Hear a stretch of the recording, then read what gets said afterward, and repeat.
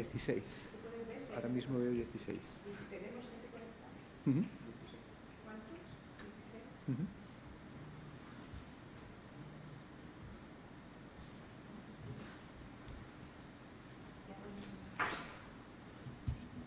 Bona tarda, vespre.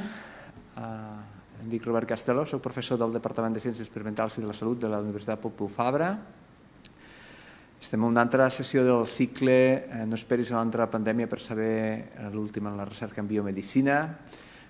Les dues primeres sessions les vam centrar en temes relacionats amb la Covid-19 i a poc ens volem anar allunyant una mica d'aquest tema per introduir altres temes molt interessants en recerca i avui seguirem parlant de virus, però podríem dir la cara amable dels virus, perquè els virus són essencials per la vida i com inclús poden fer anar per tractar patologies i parlem d'un cas concret. Avui tinc el plaer d'estar acompanyat per dos investigadors, Juana Díez, que és catedràtica del nostre departament, cap de grup de Virologia Molecular a la nostra universitat, a la UPF, és llicenciada en Biologia per la Universitat de Sevilla i doctora en Virologia per la Universitat Autònoma de Madrid. En la seva estada postdoctoral es va traslladar a l'Institut de Virologia de Madison, als Estats Units, on va realitzar la primera identificació de tot el genoma dels factors hoste que restringeixen la replicació viral. I també tenim a Ángel Montero Carcaboso, que dirigeix el grup de recerca de tractament del càncer pediàtric a l'Institut de Recerca Sant Joan de Déu, que treballa per desenvolupar teràpies farmacològiques o biològiques per als nens i nenes amb tumors sòlids de mal prognòstic. Ell és llicenciat en farmàcia, doctor per la Universitat del País Basc i MBA per la UNED. Va realitzar la seva formació postdoctoral al St. Jude Children's Research Hospital a Memphis, als Estats Units. I sense més preàmbuls, donaré la paraula a la doctora Juana Díez perquè ens faci una petita presentació del seu tema. Ella tractarà més els aspectes bàsics de la biologia dels virus i el doctor Ángel Montero ens parlarà de l'aplicació que han dut a terme a Sant Joan de Déu utilitzant un virus per tractar un càncer pediàtric. Gràcies. Bona tarda a tothom.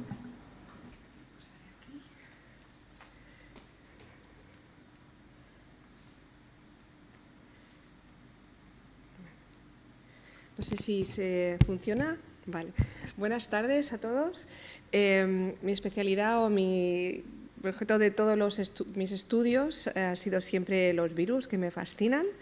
Y hoy pues os quiero convencer en estos pocos minutos que además de tener esta cara mala, que además la tienen un aspecto beneficioso y que actualmente de hecho no podríamos vivir sin ellos. Por eso he llamado la charla los virus ni contigo ni sin ti.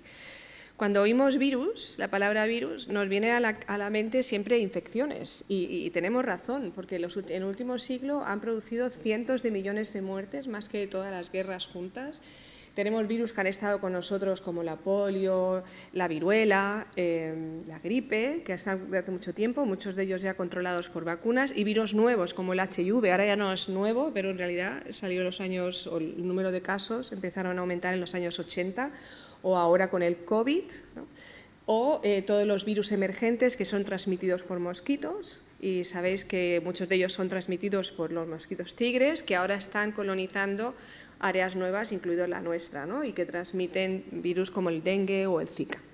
Entonces, todo esto sabemos que son muy malos y que además un 15% de cánceres están producidos por virus. Pero hay un refrán que dice que de todo lo bueno, de todo lo malo siempre hay una parte buena, y os quiero convencer que esto también ocurre para los virus. Pero primero me gustaría definir un poco qué es un virus. Los virus, sus características son extremadamente pequeños y extremadamente sencillos, que no simples, ¿no?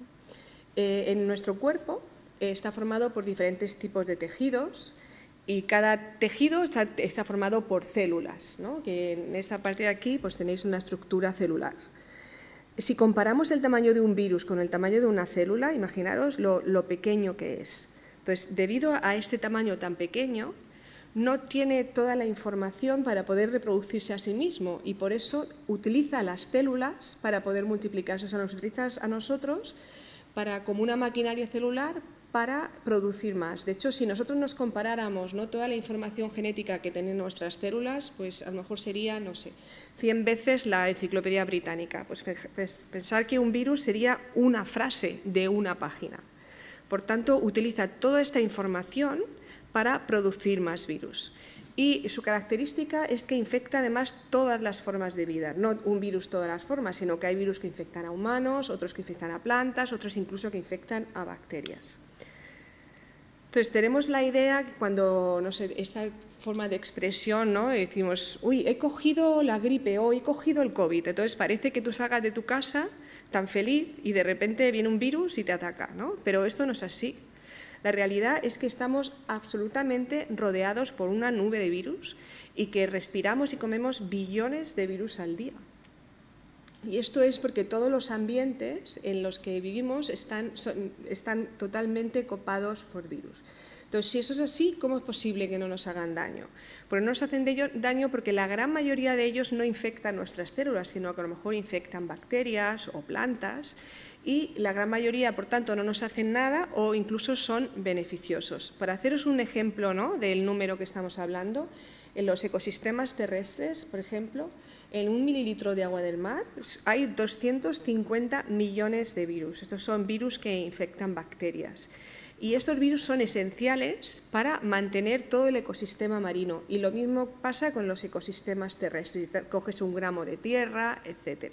Entonces, por tanto, los virus controlan la cantidad de bacterias que a su vez son las que degradan y reciclan toda la materia. Y por tanto, sin los virus, estos ecosistemas perderían su equilibrio. ¿Y qué pasa con nosotros, con los humanos? Por una parte, os he comentado antes que nuestras células tienen toda la información, se llama información genética, para crear nuestro cuerpo, que eso es lo que pasa, ¿no?, de padres a hijos, que lo hemos puesto un poco como si fuera una enciclopedia.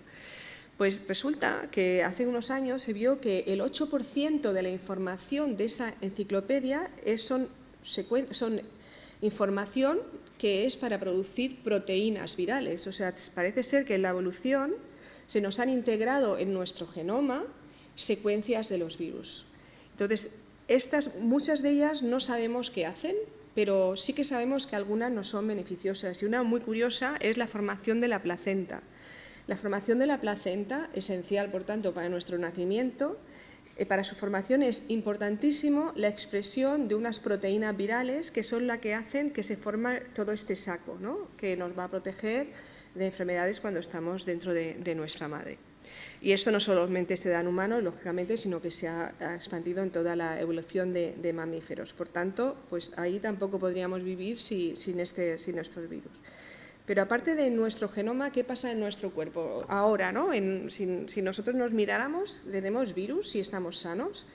Entonces, todos vosotros conocéis ya la palabra microbioma, ¿no?, porque nos han estado bombardeando también en la publicidad, ¿no?, el Actimel para cuidar tu microbioma, tu microflora o microbiota, depende de cómo se utilice, pero es todo lo mismo, que son bacterias que viven dentro de nuestro cuerpo, sobre todo hay en toda la superficie de nuestro cuerpo, interna y externa, están colonizadas por bacterias, que de hecho tenemos más número de células bacterianas que de células humanas, entre comillas.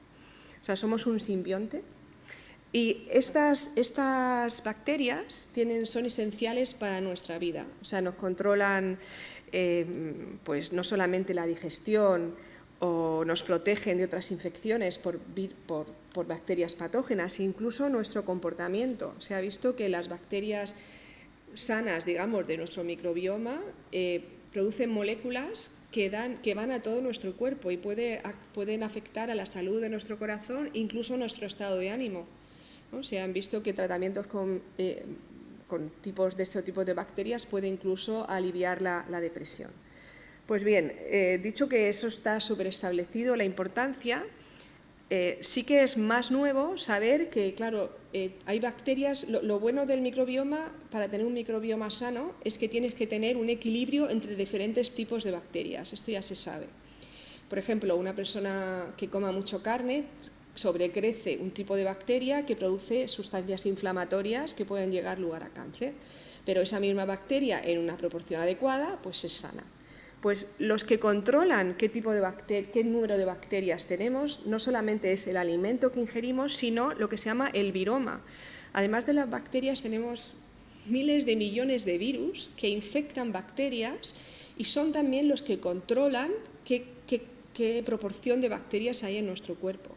De hecho, seguramente si algunos de vosotros ya habréis oído hablar de los trasplantes de heces, que son para personas con determinadas enfermedades, si saben que están asociadas a una desregulación del microbioma.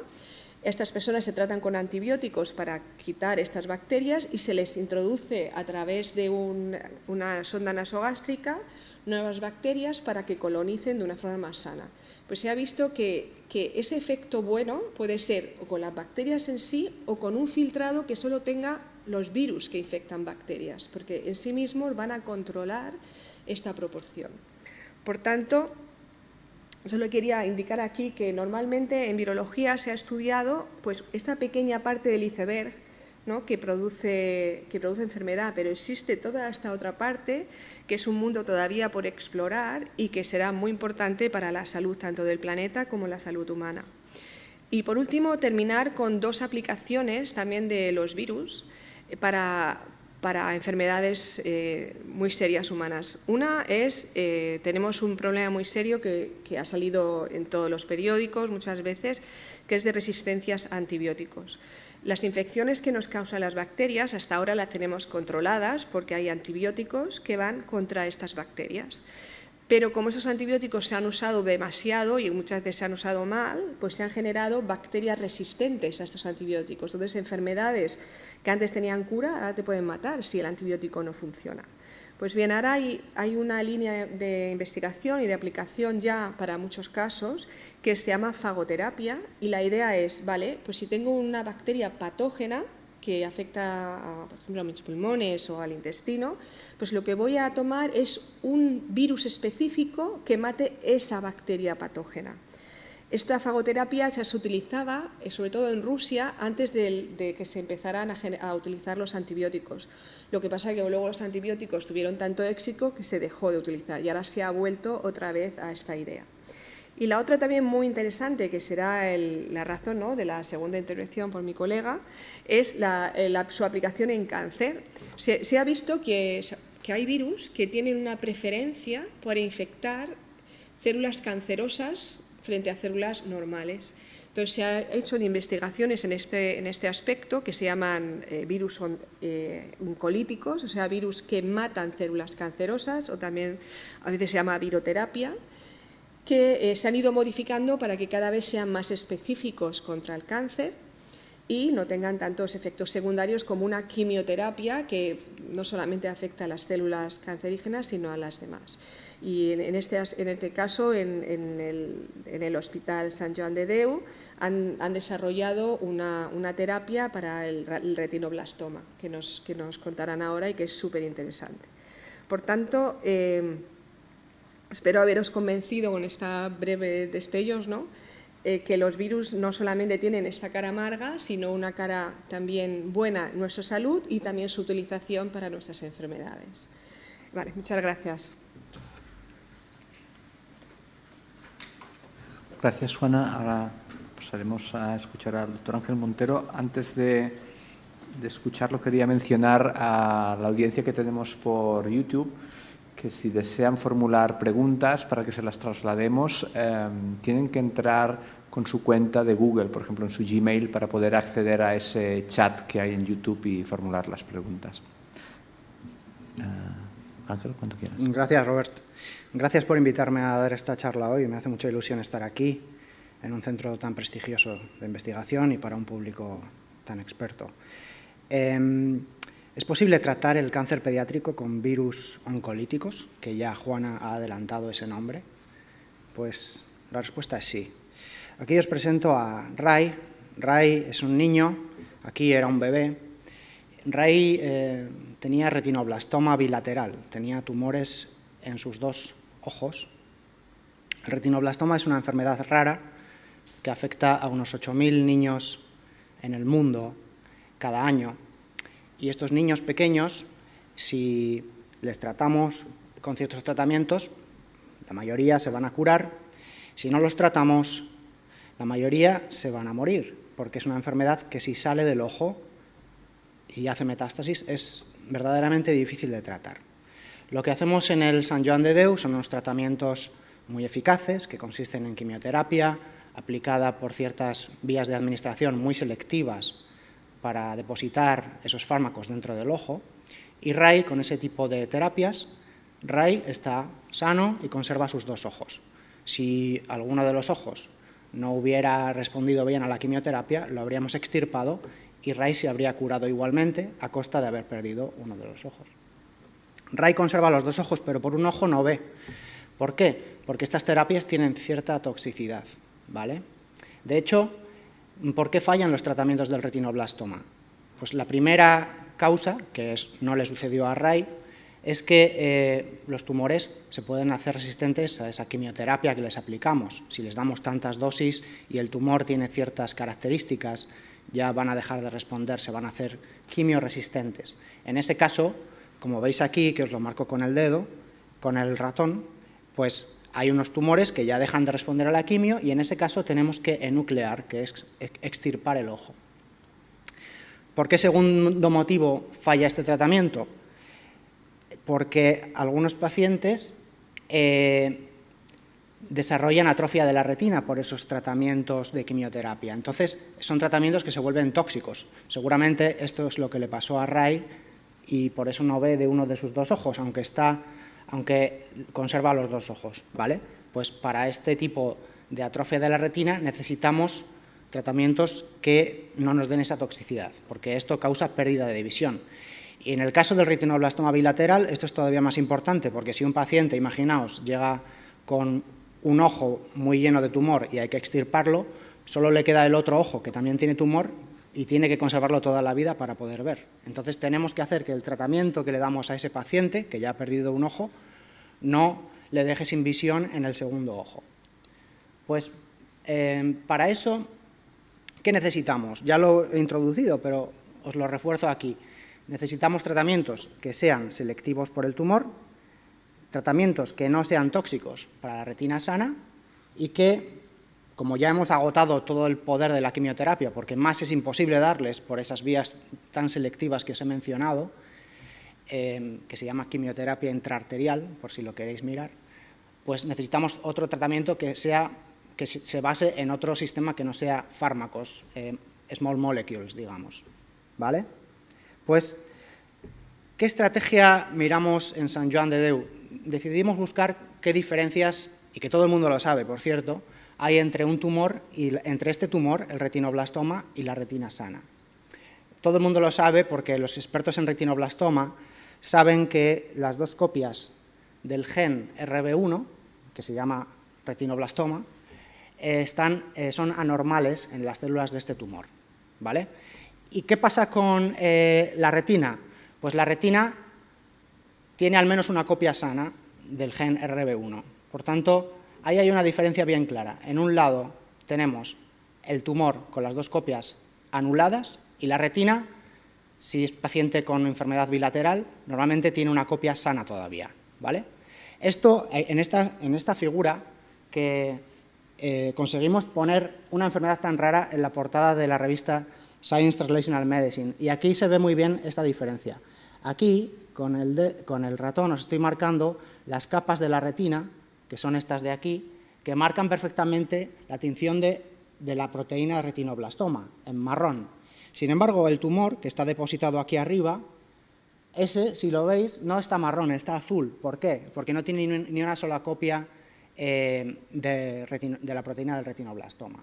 Esa diferencia es la que nosotros usamos para atacar a este tumor. ¿Y cómo lo atacamos? Pues digamos que nos aprovechamos de la investigación de años de los expertos de VCN Biosciences, que en realidad surgieron, me refiero a los doctores Ramón Alemany y Manel Cascalló, que surgieron del Instituto Catalán de Oncología, que estuvieron también en Estados Unidos, por supuesto, para aprender, y volvieron aquí con esta línea de investigación basada en adenovirus. Estos adenovirus se consideran una terapia avanzada porque siguen ciertas regulaciones más estrictas, como os podéis imaginar, y lo que hicieron ellos, estos expertos, es modificarlos genéticamente para que se hicieran selectivos por las células tumorales que tuvieran la vía del retinoblastoma anulada, ¿vale? Selectivos y solo se replicasen en ese tipo de células. Lo que hicieron fue modificar su ADN con ingeniería, lo volvieron a unir, le pusieron otros genes dentro también, y de esta manera este adenovirus, que en la slide anterior os lo he mostrado como una pequeña manchita de 60 nanómetros aproximadamente, minúsculo, como ha dicho Juana, pues ya está listo para ser aplicado en terapias oncológicas. ¿Qué experiencia tenían con el virus VCN01 esta terapia? Pues ya sabemos que es seguro porque en pacientes adultos lo han estado probando desde hace más de 5 años y más de 7 también. Y sabemos que es eficaz en estos mismos ensayos clínicos que ya los están empezando a publicar, ¿vale? En pacientes adultos. Los pacientes adultos no tienen retinoblastoma. Pero ¿qué sucede? Que estos virus se pueden aplicar a muchos tipos de cáncer, porque el hecho de que la proteína del retinoblastoma se llame retinoblastoma es una coincidencia. Se descubrió en ese tumor, pero esta proteína existe en todos los tipos del cáncer. Por tanto, estas terapias se pueden aplicar a muchos tipos de cáncer. ¿Cómo es la aproximación experimental y clínica que hemos llevado a cabo en el Hospital Sant Joan de Déu?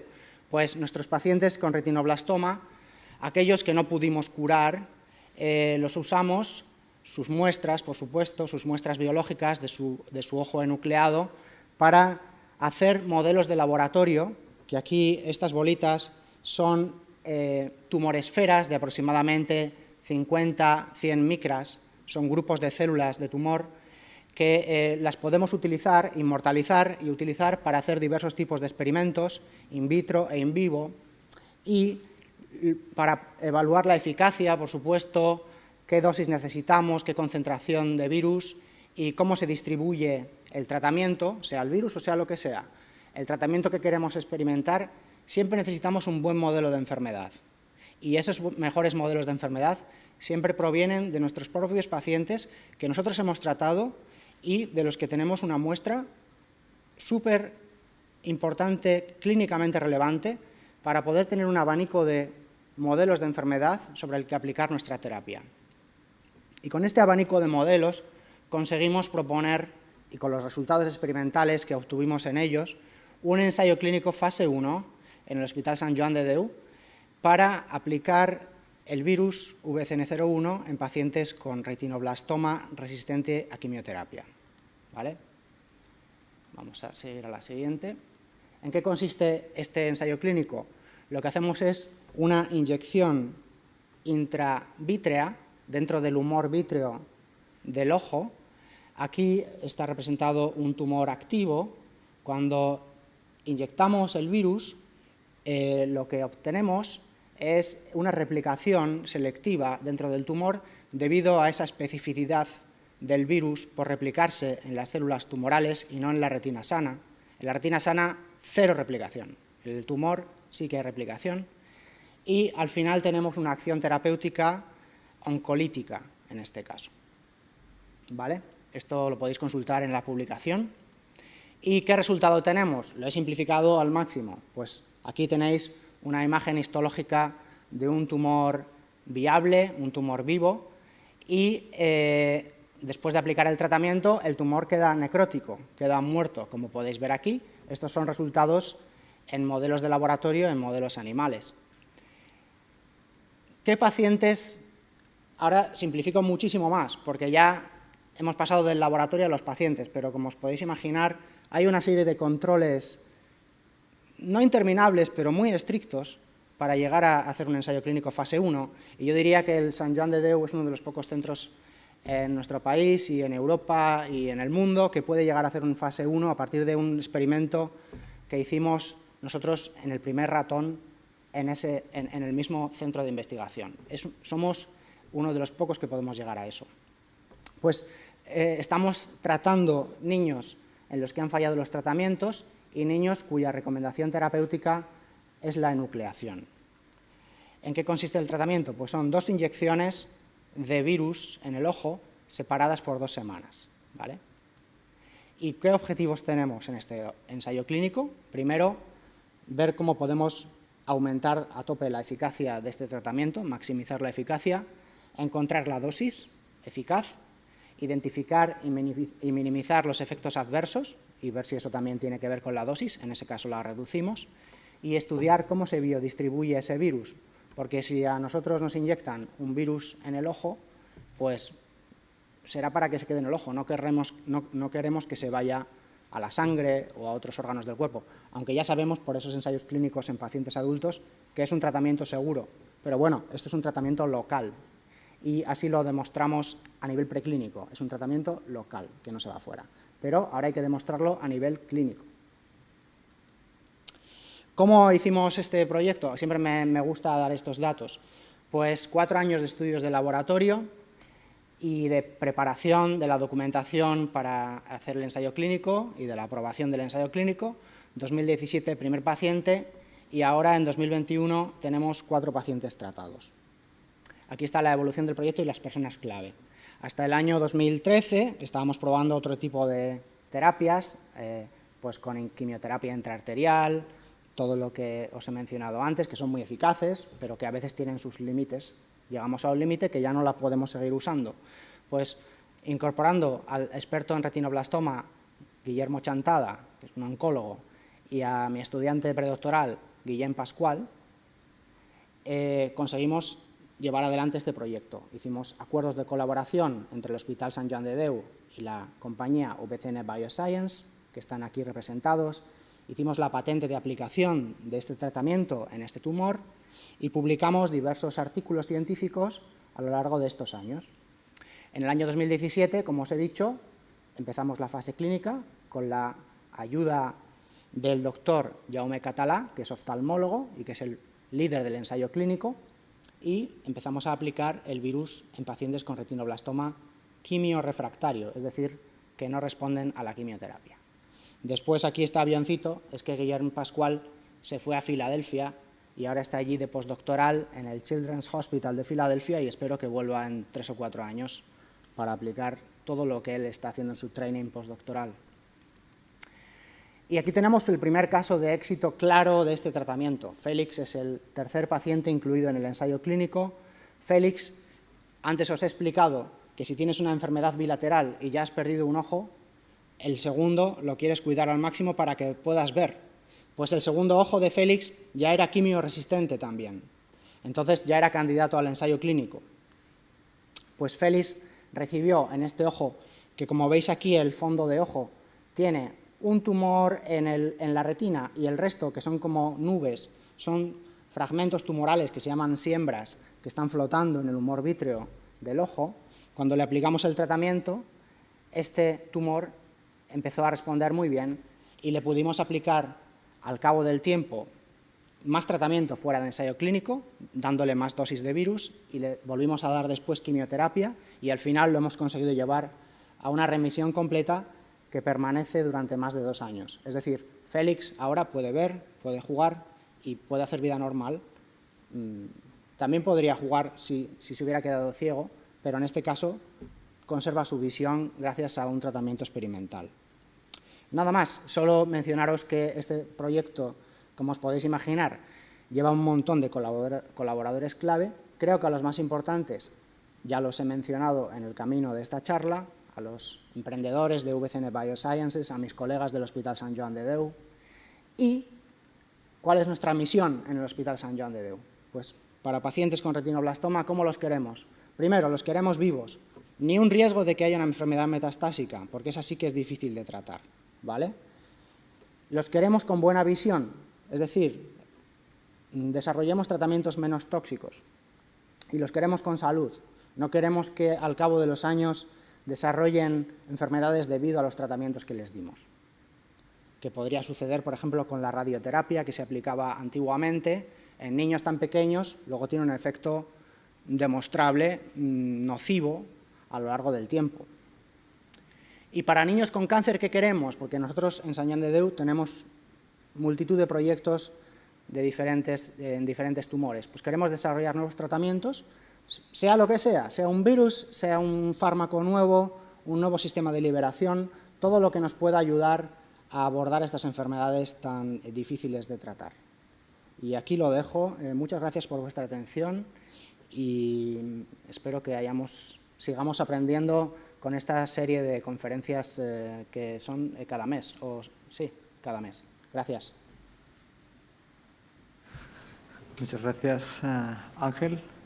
Y ahora entonces podemos comenzar a conversar sobre los dos temas que se han expuesto, tanto por parte de la audiencia, si quieren expresar alguna pregunta, como a través del chat de YouTube. Y bueno, para romper un poco el hielo voy a comenzar yo mismo con Juana. Juan, tú has mencionado que los virus integrados en nuestro genoma pues tienen funciones fundamentales, el desarrollo de la placenta, pero yo creo que igual habría que aclarar qué es un virus integrado en el genoma. ¿Cómo se integra un virus en el genoma? ¿Lo llevamos ya de nacimiento? ¿Nos lo integramos mientras vivimos? ¿Cómo es esto? Estos virus se llaman virus retrovirus endógenos, los llevamos de nacimiento. De hecho, desde hace 25 millones de años en evolución. Entonces se supone que en algún momento de la evolución se integra, por ejemplo, los retrovirus, HIV es un retrovirus y parte de su ciclo es integrarse en el genoma, por eso es tan difícil curarlo, ¿no? Porque ya está integrado. Pues estos son retrovirus que se integraron en su momento y que evolucionaron, digamos, con el huésped a tener una respuesta, o sea, que fueran positivos para el huésped, ¿no? Entonces, el más, digamos, el que llamó más la atención o el más estudiado, el más conocido, es de la formación de la placenta, porque expresan estos virus una proteína que hace que se unan células, se formen sincitios, o sea, tienen las células separadas, pero se forman sincitios y de esta forma forma un saco, ¿no? Que sería, o sea, alrededor de la placenta. Pero hay otros muchos que todavía no sabemos qué hacen. De hecho, hay algunos estudios que han correlacionado expresión de algunos con algún cáncer, pero no se conocen tan bien. O sea, pero están, y todos los mamíferos pues lo tienen. Lo que sí que se ha visto es que algunos mamíferos tienen otros retrovirus, o sea, que de alguna forma evolutivamente se ha seleccionado varias veces. Muy interesante. Y aquí creo que ya tenemos alguna pregunta respecto a lo que ha expuesto el doctor Ángel Montero. Nos dicen desde el chat por qué fue necesario aplicar quimioterapia después del tratamiento con el virus. Porque realmente este tipo de tumores... Realmente tenemos que emplear todo el arsenal terapéutico disponible. Le dimos el ensayo clínico, 2 dosis, esa nube de tumor de siembras respondió, pero todavía podría responder mejor. Y como el tratamiento no era tóxico para este paciente, estaba bien controlada la inflamación, porque os podéis imaginar que nos inyecten un virus dentro del ojo, yo creo que el ojo no va a estar tranquilo, se va a inflamar, ¿vale? Entonces, hemos tenido que jugar en este ensayo clínico con el control de la inflamación, con diversos tratamientos que van junto con el ensayo clínico, y a la vez con el efecto terapéutico, y hacer una especie de equilibrio que después hemos intentado llevar hacia la parte terapéutica, ¿no? Hacia la parte inflamatoria, y después hemos rematado a ese tumor con la quimioterapia. Porque también hemos visto, y esto todavía no lo podemos afirmar rotundamente porque no hemos terminado el ensayo clínico, que para eso lo estamos haciendo un experimento en pacientes, así, eso es un ensayo clínico, un experimento controlado en pacientes. Estamos viendo que los pacientes que tienen siembras vítreas, es decir, tumores flotantes, pues responden mejor que los pacientes que tienen tumores grandes, porque el virus le es difícil, si lo inyectas en el humor vítreo, ir excavando el tumor y meterse dentro para terminar con una masa grande, no puede llegar físicamente. Entonces, en este paciente que está curado, también tenía su tumor grande, y ese tumor grande, gracias a la suerte o al virus, empezó a responder a la quimioterapia después de aplicarle el virus. Estamos también ahora en el laboratorio intentando explicar por qué ese tumor que ya no respondía a quimioterapia, después de darle el virus y que pasasen semanas, respondió mejor a la quimioterapia. Y al final, el virus se inactivó, el tumor se inactivó. Y así. No creo que lo hubiéramos conseguido solo con virus o solo con quimioterapia. Y en un ensayo clínico fase 1, no os lo he dicho, pero no esperamos curar a ningún paciente nunca, porque es así de crudo decirlo, pero es un experimento para ver la seguridad, sobre todo, y si tienes mucha suerte, empezar a ver la eficacia o la actividad terapéutica del tratamiento, porque empiezas por unas dosis muy bajas, que luego vas escalando, no sabes ni por dónde te da el aire al principio, ¿no? Tienes que ver si se inflama, si no se inflama. Entonces, a donde voy es que, en este caso, fue quizás suerte, un caso especial y ahora lo tenemos que confirmar con toda la cohorte de pacientes que falta para completar el ensayo clínico. Aquí tengo una pregunta.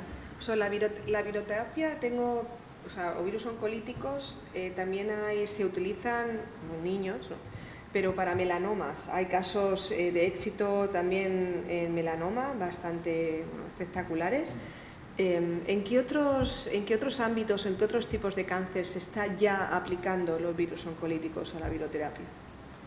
Bueno, este mismo virus no lo diseñaron para retinoblastoma, lo diseñaron para cáncer de páncreas, porque le pusieron dentro de su genoma un gen que codifica para una proteína que rompe los tumores que son muy duros. Los tumores de páncreas son muy pétreos porque tienen mucho ácido hialurónico y otras proteínas que los compactan.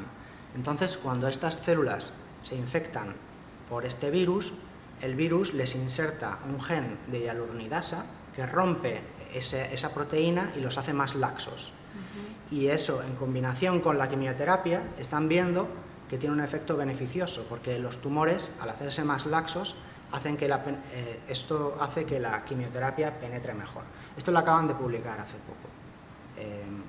Pero no se utiliza todavía en clínica, ¿no? No hay un ensayo clínico. Están haciendo ensayos clínicos fase 1 y con muchísimos pacientes ya, y con muy buenos resultados.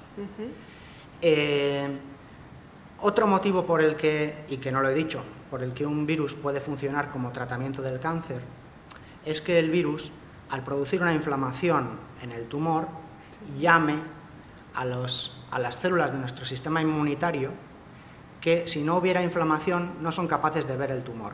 Es decir, la mayoría de los cánceres expresan quiere decir que forman algo alrededor suyo, que son proteínas o llaman a cierto tipo de células que inactivan el microambiente inmunitario dentro del tumor. Es decir, se hacen como invisibles a nuestro sistema inmunitario.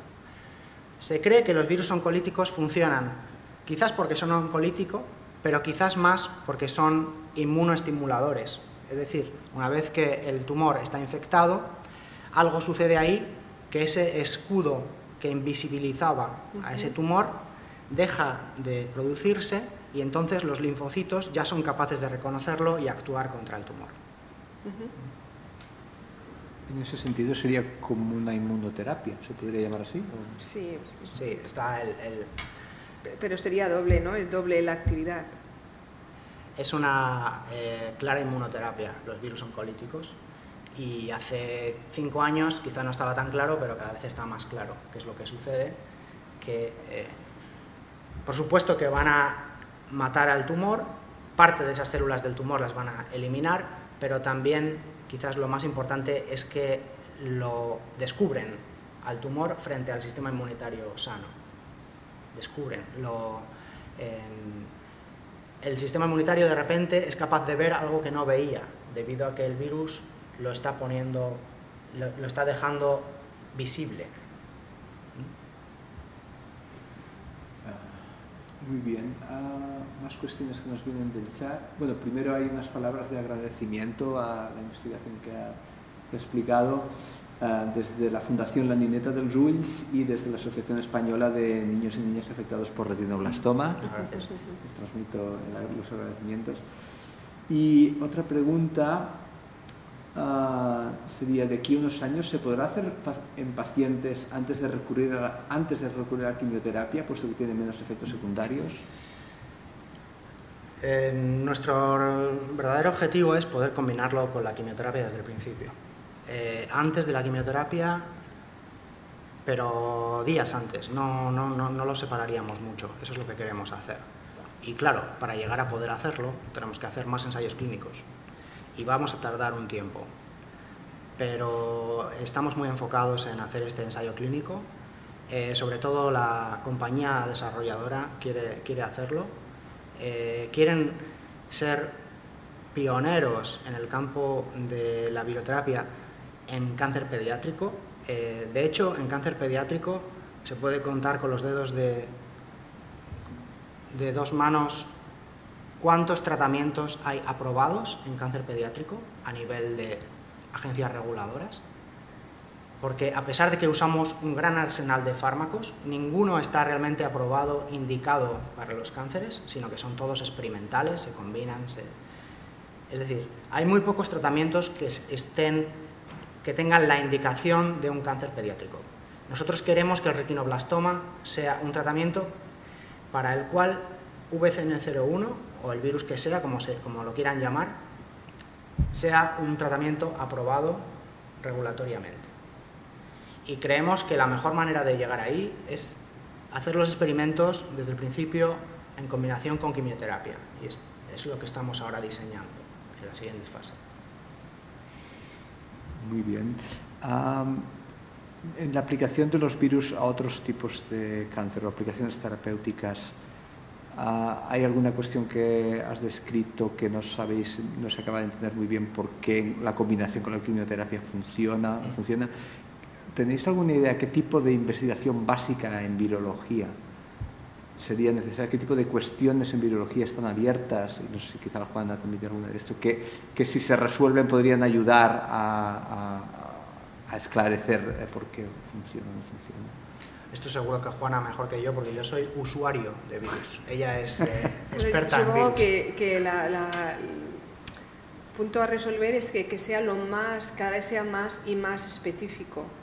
La especificidad por la célula, la capacidad porque claro, el caso de un virus oncolítico es diferente a un tratamiento. Tú tomas un tratamiento, quimioterapia, lo que sea, y tu cuerpo lo asimila y sale de tu cuerpo, ¿no? Pero sin embargo, cuando tú pones un virus, si tú haces que el virus sea súper específico de las células cancerosas, se multiplica. El virus entra y se multiplicará. Fijaros que de una célula pueden salir 10 millones de virus. Entonces, se multiplicará hasta que no queden células cancerosas. Entonces, yo creo que uno de los límites, aparte de la combinación con la quimioterapia, es ir hacia ahí, hacia hacerlo muy específico y muy activo. Entonces, hay virus que por sí mismos, sin modificar, por ejemplo, el virus herpes, se ha visto que tiene también una selección grande por células tumorales. Se han probado también en tumores cerebrales. De hecho, es abrir y poner directamente el virus en cerebro. O sea, lo que pasa que, como ha explicado Ángel, claro, muchas veces, como primero tienes que probar que funciona, normalmente se prueba en pacientes ya muy terminales. Es una prueba un poco en las peores condiciones posibles, no al inicio, ¿no? Pero eso sería un poco también el camino. La seguridad, es decir, que se multiplique mientras que haya células cancerosas, pero luego ya está, porque luego ya no lo quieres, y la especificidad. Y añado otra, porque nosotros también actuamos en contra de esos virus y al final desarrollamos un sistema inmunitario que los elimina rápidamente. Entonces, uno de los tipos de investigación que se está llevando a cabo ahora es intentar que esos virus sean menos visibles a nuestro sistema inmunitario, que permanezcan más tiempo en sangre para poder llegar a más recovecos del tumor, porque realmente la vida de un virus en nuestra sangre no es tan larga, porque rápidamente vamos a por él. Y en el ojo también, rápidamente vamos a eliminarlo, porque es nuestra naturaleza, ¿no? No podemos dejar que el virus se replique, esté ahí para siempre. Tenemos que crear una respuesta inmunitaria contra él, que en este caso no nos interesa tanto, porque es un agente que queremos mantener para que haga su efecto terapéutico. Que eso es lo que pasa, por ejemplo, con los adenovirus, ¿no? Los adenovirus, pues muchos de ellos producen constipado común.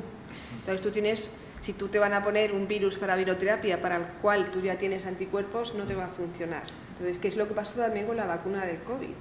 Con las 2 dosis, la que desarrollaron los ingleses, porque se ponen 2 dosis, ¿no? La vacuna del COVID utiliza también un vector de adenovirus para generar respuesta inmune. También utiliza adenovirus. Pero claro, si tú utilizas, o sea, estaba la de los ingleses y la de los rusos, que basadas en adenovirus, pero los rusos utilizaron dos adenovirus diferentes para las 2 inyecciones. Tú pones una inyección, tú haces respuesta inmune frente al COVID, porque ponen un trocito de COVID, ¿no?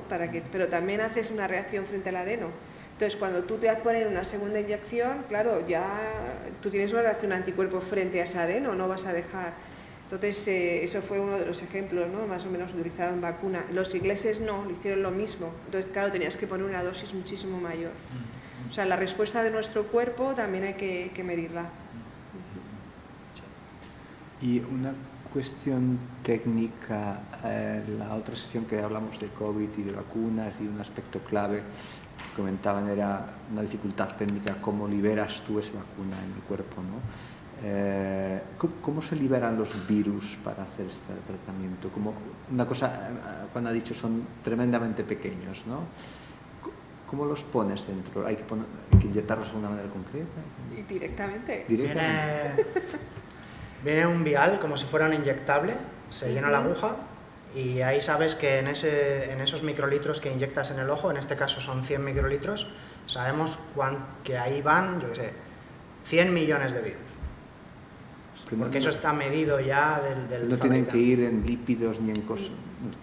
No, van con cierto tipo, de líquidos que no los perjudican, pero no llevan ningún líquido. Claro, no lo llevan porque el virus en sí mismo es el campeón de entrar en nuestras células. Entonces lleva una estructura que ya, aparte que si están modificados, como en el caso de esto, seguramente reconocerán un determinado tipo de células. Llevarán un trocito ahí que dice, imaginaros que las células para entrar, para que un virus entre en una célula, se une a una cosa que se llama receptor, que está en la membrana. Este receptor no está ahí para el virus, está para otras cosas, pero el virus se ha modificado para utilizar ese receptor, es como una cerradura y el virus fuera la llave, abre y entra. Entonces eso ya es una de las cosas que el virus en sí mismo sirve para llegar cosas a la célula, no le hace falta nada más. Muy bien, tenemos otra pregunta. Dice, ¿la inoculación de virus es una alternativa real a los trasplantes de FEMTA o se introducen bacterias para cambiar la flora bacteriana?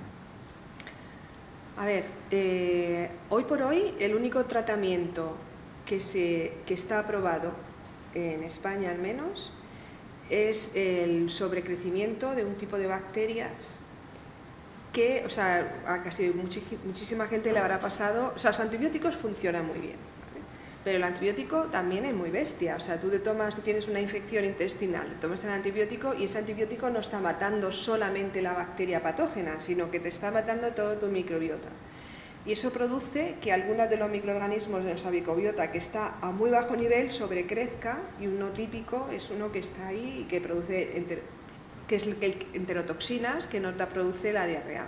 Entonces, la típica diarrea después de tomar el antibiótico es porque tu antibiótico te ha matado todo y ese ha sobrecrecido.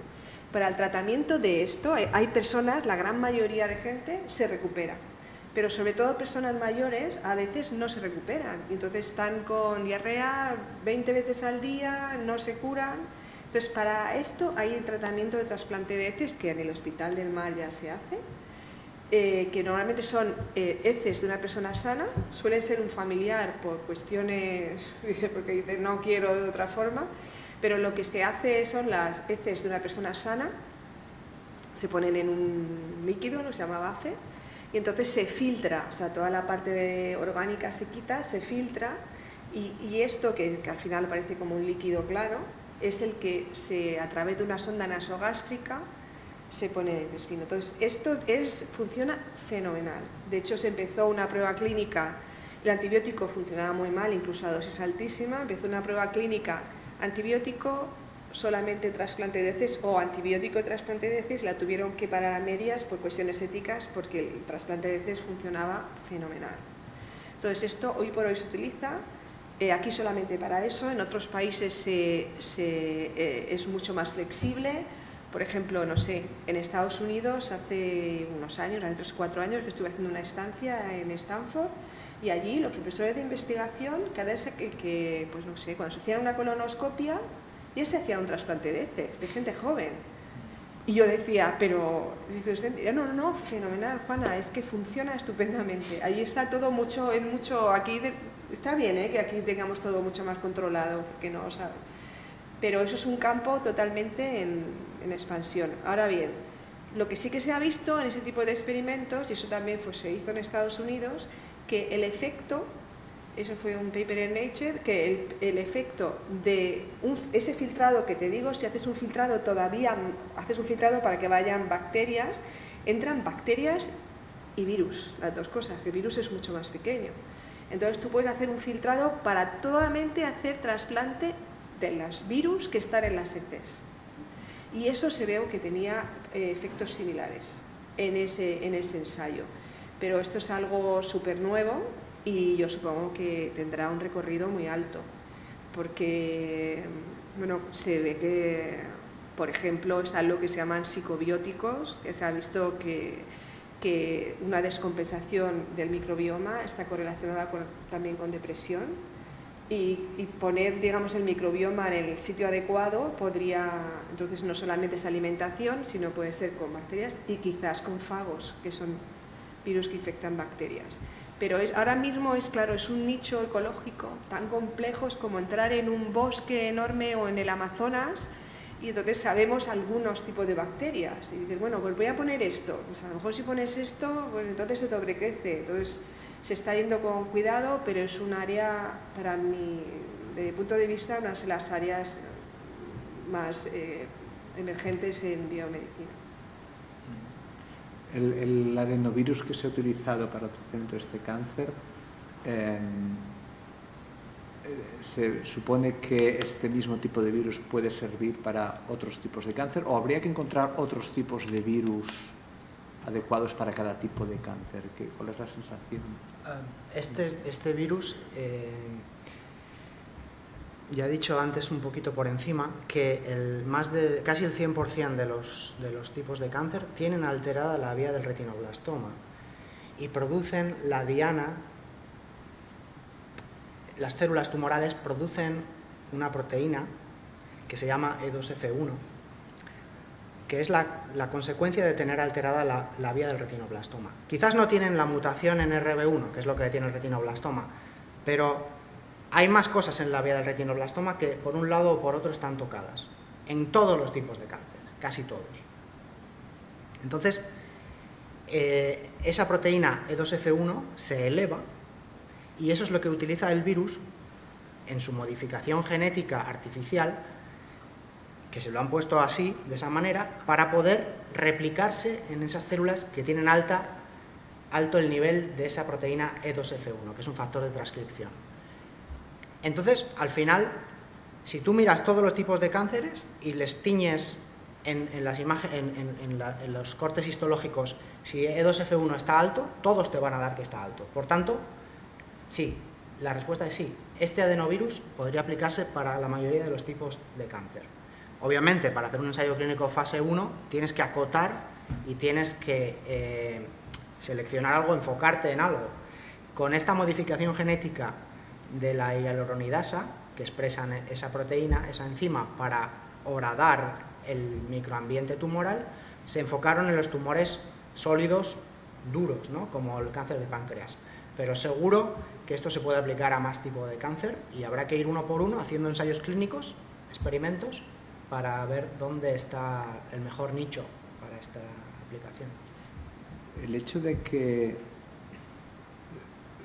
aparentemente entonces se puede utilizar un virus como herramienta terapéutica.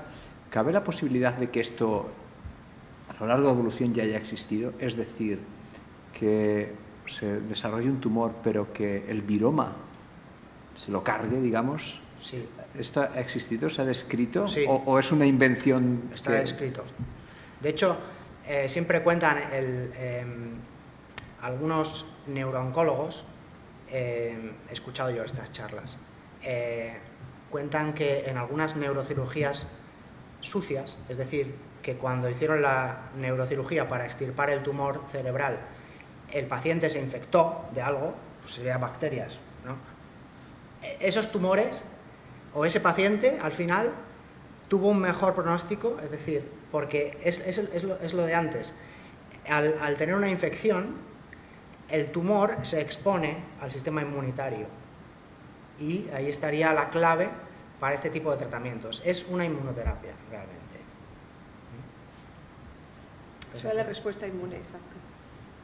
Lo digo en el sentido de que se ha hablado mucho pues, del microbioma, que tiene que tener un equilibrio, cómo se puede utilizar el microbioma para tratar ciertas enfermedades. En este sentido, el viroma entonces es un campo por aún explotar, ¿no? Bueno, lo que pasa es que el viroma que está, o sea, el gran número, o sea, la gran mayoría son virus que infectan bacterias. Tenemos también algunos virus nuestros, pero muy pocos, o por lo menos no los conocemos tanto. Sí que es cierto que, por ejemplo, también las interacciones son complejas. Por ejemplo, pues casi todo el mundo, un 80 o 90% de personas está infectado crónicamente con herpes, ¿no? Que es el típico, por ejemplo, el herpes simple tipo 1, es el típico pupá en el labio que sale cuando estás estresado, cuando te da mucho el sol, etc. Eso es un virus que normalmente está latente en la parte neuronal de los ganglios aquí, y cuando se activa viaja por el nervio al labio y ahí mata las células del labio y eso ocurre de vez en cuando, ¿no? Pues se ha visto que las personas que están con herpes, esta infección les protege de cierto tipo de infecciones por bacterias patógenas.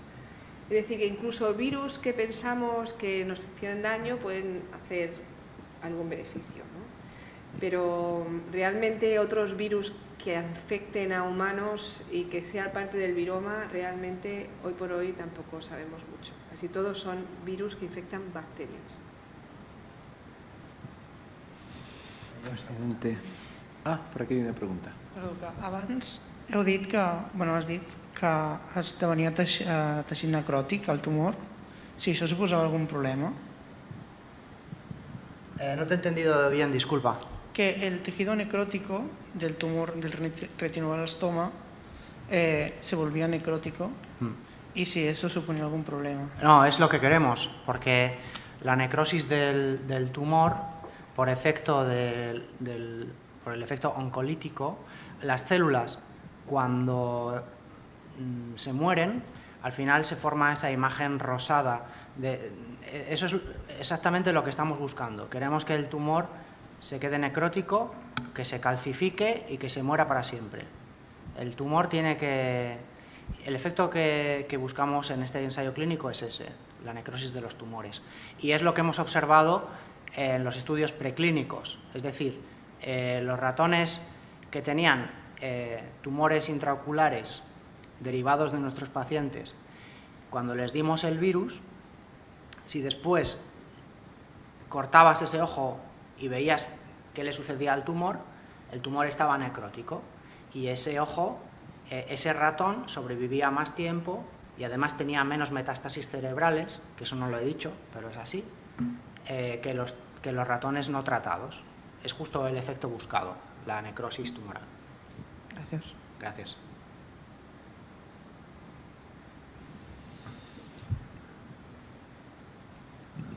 Muy bien. Entonces, ¿de qué manera los virus, si son tan pequeños, se pueden llegar a controlar? ¿No existe el peligro de que si son tan pequeños, cuando uno hace esta terapia, se puedan ir a otros lados, a otras partes del tejido?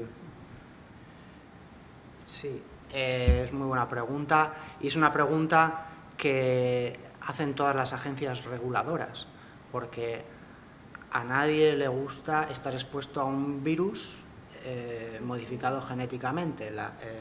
Tenemos motivos para que tengamos que juntar una serie de datos experimentales para demostrar que no pasa nada. Y es así, no pasa nada. Pero aparte de que no pasa nada, porque con este tratamiento que le aplicamos a los pacientes nadie se contagia y además el virus está modificado para solo infectar a tumores y replicarse en tumores, y se ha demostrado, pero aparte de eso, dentro de estos ensayos clínicos se toman todas las precauciones de riesgos, de eliminación de residuos, de protección individual de los que están administrando el tratamiento, de aislamiento durante unas horas o el tiempo que haga falta. En el caso de nuestros pacientes pediátricos no hacía falta ese aislamiento. No sé lo que habrán hecho en el caso de los pacientes adultos, que les daban un vial entero vía intravenosa. No sé cómo lo han hecho.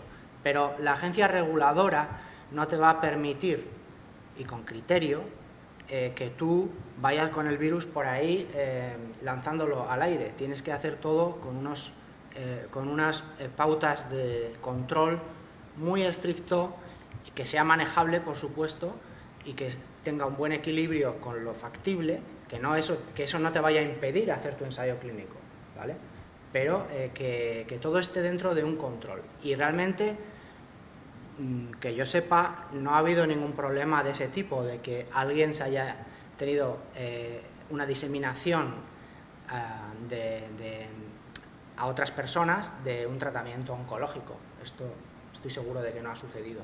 Pero, por tanto, la utilización de este tipo de terapias estaría restringida a centros muy especializados, con las salas o las condiciones muy... O sea, no son unas terapias fáciles de trasladar a según qué hospitales o según qué sitios. Bueno, así es. Digamos que si realmente el tratamiento demuestra ser eficaz y seguro en los ensayos clínicos, seguramente la aplicación a gran escala será más laxa en su regulación, porque si vas a ir a África o a un país en vías de desarrollo, en Latinoamérica, a aplicar este tratamiento, seguramente no van a tener toda la capacidad de aislamiento que tenemos nosotros aquí. Entonces, parte de este ensayo, de estos ensayos, lo que hacen es ver también hasta qué punto tenemos que manejar esto y cómo lo podemos mejorar para hacerlo más factible para los que no pueden tener todos los medios.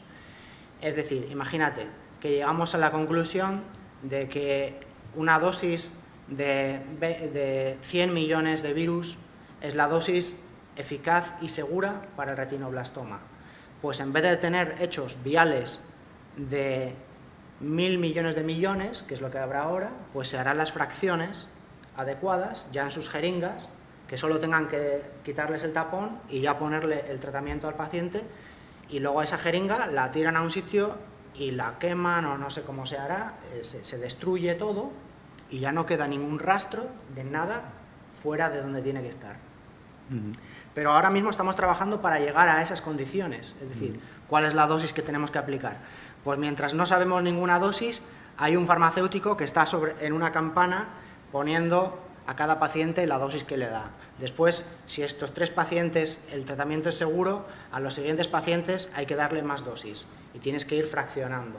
Y él sabe cómo manejar eso. Queremos llegar a un punto en que no haya que tener ninguna manipulación del producto, que ya esté todo listo para administrar. Ahora que con la pandemia de la COVID-19 ha habido tantas especulaciones sobre el origen del SARS-CoV-2, si es natural, si es de un laboratorio, ¿vosotros podríais un poco explicar por qué hacer un virus en laboratorio puede ser tan difícil o en qué circunstancias, qué peligros entrañaría que unas terapias basadas en virus las pudiésemos utilizar para muchos tipos de cánceres, pero entonces tuviéramos todos estos virus modificados genéticamente? Digamos, ¿cuáles son los riesgos, cuáles son las seguridades que hay alrededor de todo esto, para un poco tranquilizar cualquiera que nos esté viendo que diga, esta gente van a hacer virus. ¿No? Justo lo contrario, yo de lo que me quejo es de que estos virus, como están modificados, creo que no infectan tanto como deberían. Entonces no tengo el efecto tan potente como yo quisiera sobre el tumor. Entonces me parece imposible que de aquí pueda surgir un agente patógeno. Es decir, a veces digo, qué poca potencia tiene esto, necesito más para que se cargue el tumor, ¿no? Y además a la vez observo que los tejidos normales de donde los estoy inyectando, de los animales o de los niños en este caso, permanecen perfectamente no infectados. Entonces, en este caso de los adenovirus de este tipo, te puedo asegurar que ahí no hay ningún riesgo. Ahora Juana, que es la experta en virus, nos va a decir de... Bueno, a ver, para todos estos vectores, realmente, al final, como está manipulado, porque los adenovirus, bueno, hay muchos adenovirus y producen respiratorios constipados suavísimos, o sea que todos, a lo mejor nos pasa un adenovirus y no nos hemos dado ni cuenta, ¿no?